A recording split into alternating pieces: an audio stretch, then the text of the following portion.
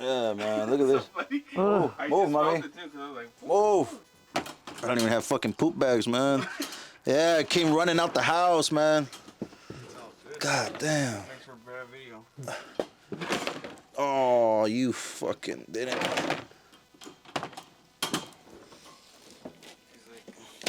Oh, no, you didn't. Oh, man, not on the carpet. That's behind the scenes right there. Behind the scenes. See what happens when the camera comes on? People start getting nervous. Oh, man. Hey, she looks skinnier now. She already had that shit coming.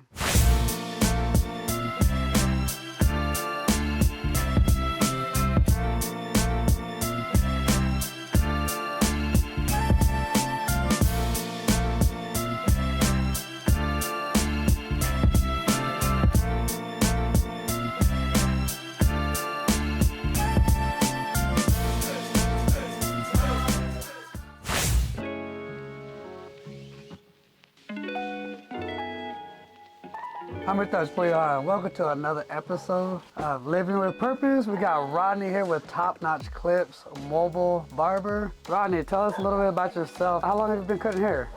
Going on about 10 years. Oh, wow. 10 years on and off, you know, going into barbershops, working other jobs, switching, and went into truck driving. And eventually, you know, got tired of truck driving and decided to go back into my passion. You know, I love cutting hair. Mm-hmm. The good vibes, you know what I mean? People you get to talk to. Exactly, brother. The conversation. Yeah, so this is a real good, chill job, you know what I mean? Yeah. Nothing but good vibes, good energies, and you make people feel good, you know what I mean? Yeah, you look You walk good, in feel here, good. yeah, you walk in here needing, you know, looking busted and disgusted and, you know, get you right, man. Definitely me right now. So I'm in my workout clothes. So I'm over here trying to train for the LA Marathon. So yeah, so I'm looking busted today. So hopefully, you know, Rodney hooks it up and gets me cleaned up. So Get me looking right. Yeah, so let's get it going, brother. So when you said trucking, is that what you did before this? Or Yeah. what did you do before you started your own mobile barbershop? I was actually in the trucking industry.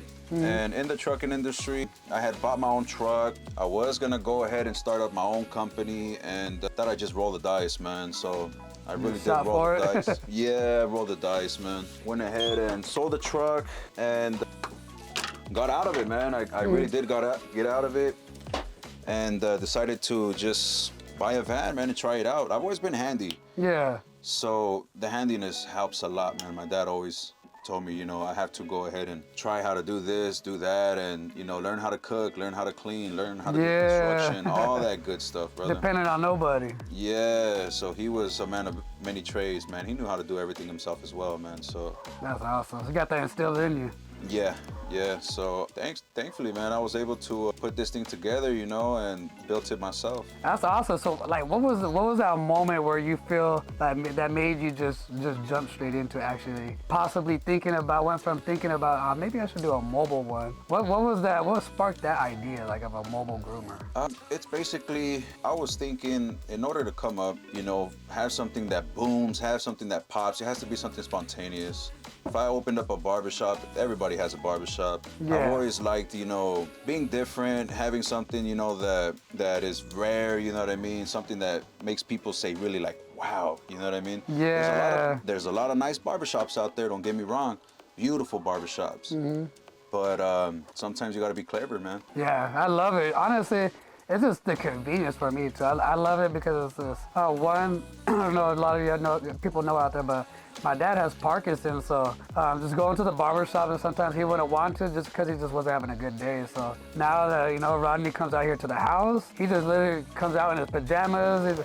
Hopefully he brushes his teeth. No, just kidding, Dad, if you watch this. But no, but, you know, he actually just loves it because he just comes out, gets to, you know, shoot the shit out here with Rodney and come out and then go back inside, shower, and, you know, just go on about his day. Usually he doesn't have to get up, shower, and go to the barbershop and get ready and all that stuff. So, but the Parkinson's, his mobility is very limited now. So the fact that something like this just comes to your door, you still get the same quality service. It's not like they're setting up inside your house. It's just right here in the van. That's what's pretty badass about it. Whereas, you know, you don't bring a setup inside your house. You're cutting hair inside the house. It's just literally just inside the van. That's what I love about that. So as far as you said, for like booming, I could definitely see it, you know, it's just the convenience factor as well. If I'm on a busy day, it just really just comes in handy. Somebody just coming in, spend an hour in here, hour and a half, and just come, you know, get my beard and haircut trimmed up, looking right, go back in, shower up, and go on about my day. Didn't no drive time, saving money on gas. When you first got the idea of the truck, you're like, okay, just jump into it, thinking of doing something of your own. You had seen all these barber shops. How'd you plan it out? Like, what made you think, like, I'm gonna get this type of van with the lighting? How'd you plan this shit out? This shit's None of it was planned, pretty dope. man. None of it was planned, man. When I began, I literally just had enough just to buy the van. So I had a vehicle. I thought to myself, man, I need some more money. Couldn't get a loan. So I sold one of my items, man, one of my treasures. And I thought to myself, man, you know, I love my truck, but I need a business. Yeah. So, yeah, man. So I sold my truck, got some money out of it, and was able to pay the bills and started building, man. A bunch of YouTube videos and just me being handy, you know what I mean? Yeah. Creativity, man, more than anything. And there was many nights, brother, that I couldn't really sleep. You know, I was literally just brainstorming. Yeah. You know, and I kept thinking how to do this, how to do that, how should I do this, how should I do that? And it was crazy, man. I would be clenching my teeth going to sleep, you know, and wake up the next day with a headache because I was like, man, like I gotta figure this out. Yeah. You know, so it was under pressure, but I mean, in reality, you know, I feel like I have been blessed for a business that has been running for about 5-6 months. The amount of clientele, the amount of business that I've gotten, it's grown so fast. I mean, honestly, you know, my dad said, what are you gonna do if it doesn't work out? Well, I said, well, what do you mean what I'm gonna do? I'm just gonna go back to work, man. You know, I'm just gonna go back to jump on a truck, you know, and do what you know. Yeah, so I just basically rolled the dice, man. That's awesome, because to me, especially when you have those sleepless nights, when you have an idea, it just feels like you're on the verge of something big, and you know, you're still putting it together, but it's just until it comes together, and even when it does come together, you're like, shit, how can I still improve, you know? Has your clientele changed from having a chair at the shop to mobile services, guys? Well, you know, I know the clientele kind of probably shifted a little bit. Yeah, it did actually. The type of conversations and people, how did that shift for you? So basically, when I did trucking, that was when COVID hit. COVID hit us. They shut down the barbershops. Yeah. And everybody went mobile. And my dad said, hey, man, when are you going to get yourself a real job? So he was a trucker himself. So I said, all right, you know, I'll give it a shot. I'll try out the trucking, and got my trucker's license. And I was actually truck driving for about 2.5, 3 years. Oh, wow. So I literally lost all my clientele. A lot of people are like, hey, man, you don't cut hair no more? I'm like, no, I retired from barbering, man. You know, so I was making good money trucking, but I wasn't happy, man. Yeah, it's definitely not the same. It's a whole different ball game, you know. You don't have time for the gym. You don't have time for, you know what I mean? Yeah. So, limited movement and all that good stuff. And I loved hitting the gym. I loved dressing nice. I loved having my shirts fit nice and tight. You know what I mean? Yeah, but I mean, you got to do what you got to do, man. Yeah. Did you go back to the barbershop first, or you just started this? No, I actually thought about opening up my own barbershop. Oh, okay. Yeah, I thought about opening up my own barbershop. And I thought to myself, man, sometimes that's a little too much overhead. Yeah, liability. Yeah, so I was just like, you know what? I don't know, man, because I did have my semi paid off. So I was thinking, if I sell it, I need to make sure I do something good with the money. Yeah. I need to make sure that it's something solid. So I couldn't go ahead and get in debt. You know what I mean? Yeah, I couldn't go ahead and get a month-to-month lease or have responsibility of all these clients. Yeah. And Then all of babysitting other men, all of grown-ass these men. workers. Yeah. So, Yeah. so in reality, I just thought, yeah, should I just pick that up real quick, brother? Because goddamn. Yeah, man, look at this. Move, mommy. Move. I don't even have fucking poop bags, man. Yeah, I came running out the house, man. God damn. Thanks for a bad video. Oh, you fucking didn't.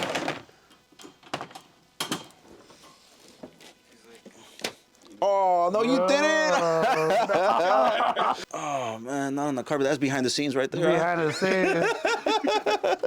So what happens when the camera comes on, people start getting nervous. Oh, man. Hey, she looks skinnier now. She already had that shit coming. Basically, my dad always, whenever somebody would come and work on the house, he would tell them, hey, you have a free worker. You have help right here. I'd get pissed, man. I was mad. I would always tell him, why do you do that? You should tell him at least $5 an hour. You know, that way I can make $35 a day. You know what I mean? Or something. Yeah. And he's like, mijo, learn. yeah, he is gonna give you something more important than just the money.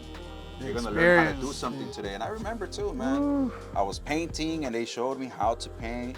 I was framing, they showed me how to frame, how to hang the drywall. Oh, wow. How to lay tile, all that stuff, man. Experience. So that's definitely something that, you know, on my kid, man, I put that on him every day, man. I tell him, you gotta learn how to cook. You gotta learn how to clean. You know what I mean? You gotta learn how to do gardening. You gotta learn all this stuff, man. Yeah. How was, you know, life before a barber? So I've been there, done that, man. I'm the kind of guy, man, that thought I could dominate the world, man, at 18. You know what I mean? And been in foster care and all that good stuff, man. And actually ended up running away from foster care at 17 and ended up, you know, in pretty bad places, man. I ended up hanging out with the wrong crowd, brother, and got introduced to some drugs, man, and I was actually on drugs for about 7 years, and yeah, man, I thought that I wouldn't be able to make it back from that. I really thought I wouldn't be able to make it back from that.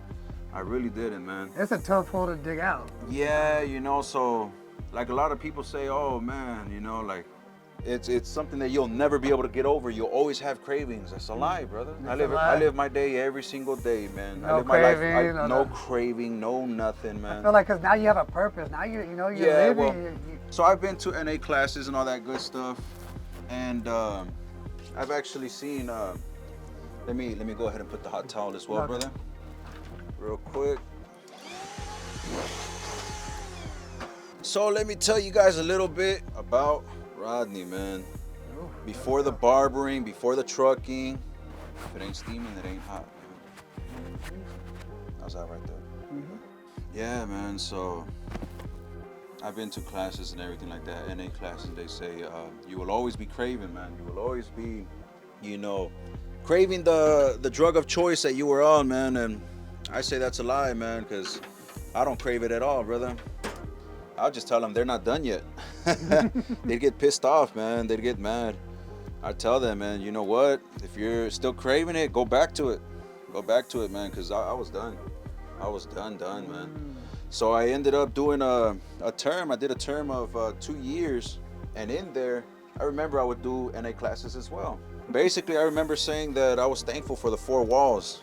And it raised hell right there. A lot of people were like, what in the hell? This guy's crazy. I told him, man, until I really got down to business, man, and I told him the reason why I was thankful for the 4 walls that I was in at that point in my life was because I said I was doing time way before coming to prison. Way before I came to prison, way before, man, I was already doing time. So yeah, man, I took those 2 years, worked on myself, and really built something, man, in my head, you know what I mean? Yeah, build yourself mentally strong. Before, everything seemed very hard for me. Everything seemed very hard for me to hold a job, to do anything like that. You know, it seemed very, very difficult. Ooh, that massaging feels good, though. Yeah, so basically, I told myself, man, as soon as I get out, no more messing around. Everybody was like, what you gonna do when you get out? Well, I'm not gonna be partying. Oh, you're not gonna party? No. Well, I just got out, got to work, man. A lot of people are like, oh, you need a girlfriend. I don't need a girlfriend. I need work, man. I need to catch up on everything. Yeah. So I took my life serious, brother. Yeah, I really did. And even this too, how you can have a girlfriend when you don't got a job yet, you know? Yeah, exactly, brother. So basically, I just got my priorities straight, brother. I used to just care too much about my image before the drugs and everything. All I cared about was the gym, dressing nice, hitting the club, all this stuff, brother. But thankfully, man, I actually got through that and changed my ways, man. I tell my girl all the time, you know, you're lucky that you met me afterwards. I tell her all the crazy shit I used to do. Yeah. And she's like, nah, she doesn't believe me. So yeah, man, I'd like to inspire people, man. People that, you know, even if you have a family member or a friend, man, that is actually going through it, don't give up on them, you know, definitely don't give up on them. You know, it's definitely somebody that needs help, and I mean, yeah, I know there's people that say that they're not gonna stop until they want to. Bring your lip down real quick. Which I agree. They're not gonna stop until they decide to stop. You know what I mean? I agree on that. I definitely do. Bring your head this way a little bit. There you go. So, me purposely, bro, before I went to prison, I was in the streets, you know, and I knew myself. I was stuck, and I wanted to struggle a little bit. I told myself I want to make sure that I get tired of this shit. And I finally did that, man. When I went to prison, I was actually appreciative of everything that I got in there. Yep. And yeah, man, even when I got out of prison, I had my brother. He told me, hey, man, come over here, man. You know, you can stay right here with me. And I didn't want to. He said, come on, man, you can get off early. You can get off early, just get the ankle bracelet. And I just didn't want to. I just told him, you know what? I'm going to start from the ground. I'm going to claim as a homeless person and go to a program. So I did another 9 months, brother.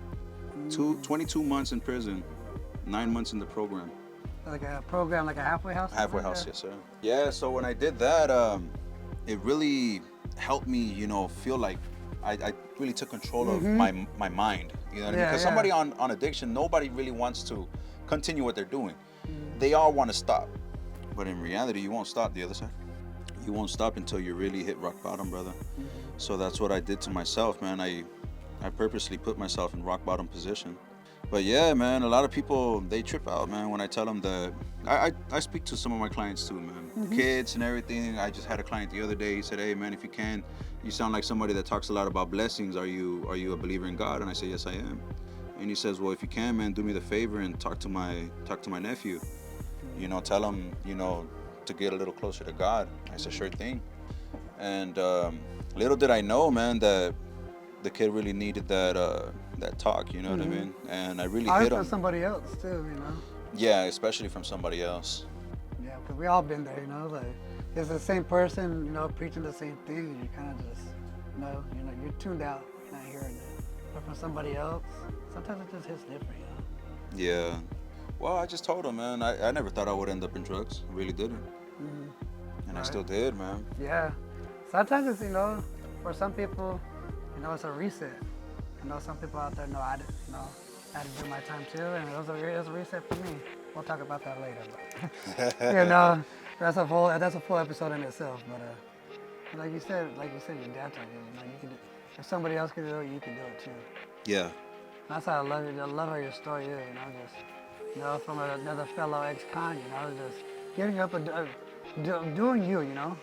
Yeah, man. Making these fucking moves to actually be your own boss. And you say you love what you do. There's people that they think that they're screwed already. You know what I mean? You're not, brother. I was homeless, man. I was homeless before going to prison, man. I let myself hit the streets, man. Went to prison, and I said, all right, now it's time for me to get my shit straight. Yeah, man. I came a far way, man. I came, wow, man. 360. 100%. Never thought that I'd be having a van like this one, man. Yeah, I used to always see them in the freeway and say, wow, man. I used to always say, lo que es tener dinero. What it is to have money, man. Having one of those right there, man. Yeah, a lot of people say that shit too. Yeah, man. You know, that's why I love your story. I feel like that's why a lot of people could, you know, maybe get inspired from it, because it's just like, just fucking, like you say, you just roll the dice. Yeah, like, yeah. Fuck it, let's do it. Well, I've had nothing before, man, so I wasn't scared to end up in that situation again, man. I really wasn't scared, man. A lot of people are scared of hitting rock bottom, man, so that's why they stay where it's secure. I wasn't, man. I've restarted the button so many times, brother. Get that shaving sound on the mic right there. How many kids you got? I just have one stepson, brother. Oh, nice. You know what's crazy, man? When I was telling him the other day, because I had a crazy stepmom, you know what I mean? And there was a lot of difficult times, a lot of shit I went through. She didn't really show me love or anything. And I told God, I said, God, if I ever get out of here, man, I'd like to, you know? I didn't say I want it, but I said, I'd like to be a stepdad. You know what I mean? To a kid that needs it. You know, I would choose to be a different person, to actually show the kid love and stuff like that. And I came out of prison, bro, not looking for a girl or anything. Ran into a girl that was a hard worker, bro. She was a writer, you know what I mean? Everything. She was everything I needed, bro. She The day we met, bro, was the day I was moving out of the program. Oh, And wow. Our first date was, hey, can you help me move? Yeah, man. So it was crazy That's because tight. she was like, okay, sure, yeah, I'll help you. So I basically just told her, okay, jump in the car with me, and we went. And it was a truck that was borrowed. I didn't even have a car at the time, brother. Yeah, man. But long story short, man, she's been my supporter. She's been my backbone, helping me out every step of the way. And I came a long way, man. I really have, man. But yeah, man, I asked God, I said, you know what? I want to be in a position where I can be a responsible parent, a responsible Yeah. person. A you role know? model, you know? Yeah. And that kid, man, he's helped me grow as well. You know, just watching him grow, watching him do better, and every day, you know, be more of a man is very, very cool, man. Definitely something special, man. Having those role models like that too, because you know, I have a stepdad too that I look up to as a dad too. You know, like having that awesome role model there too. You know, I see him as one of my pops too. You know, just that's thankful for him. You know. Bring up your head real quick.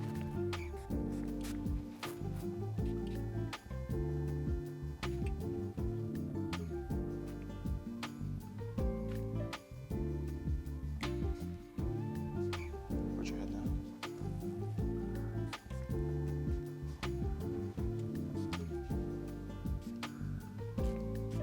Feel that burn right there, brother? Ooh, yeah, try not to flinch because I got a camera on my face now. Yeah, man. Usually I'm like, no, I'm fucking around.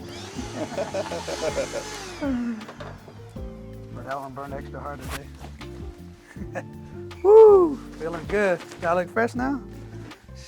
Or did he fuck me up again? No, I'm just kidding. Woo. I really thought, bro, I am fucked. I was driving around the other day, bro, in Moreno Valley, bro. In Moreno Valley, driving around, and I was like, I fell asleep right there one time. Oh. You know what I mean? I even FaceTimed my girlfriend, and I said, babe, I forgot about this. I sent her a picture, and I That's an said, old memory. FaceTime me real quick. And I told her, I jumped that fence. She said, how'd you jump that fence? It has barbed wire. I said, for how skinny I was, man.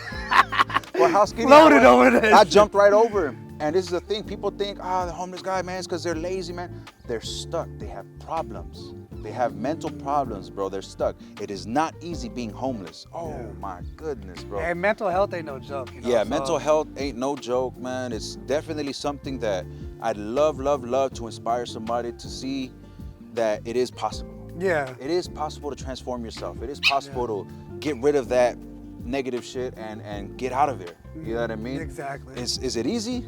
Oh, hell no. It's- You gotta it's- want it. It's not easy, man. You have to stick to it. You have to look for better things and definitely have different friends, man. Oh, definitely. You got to be able to change your circle. Yes, Your, yes, your yes. sphere of influence, you know? But yeah, man, look at me, man. Look at me. Woo! Look at me, man. Look, you know what I mean? Let me bring out the dog. Hold on. This is what I do, man. Now I live my happy life. You know what I mean? Got my shit together. Got good. Got clean. Have my own business going. Got my own hobby. Bro.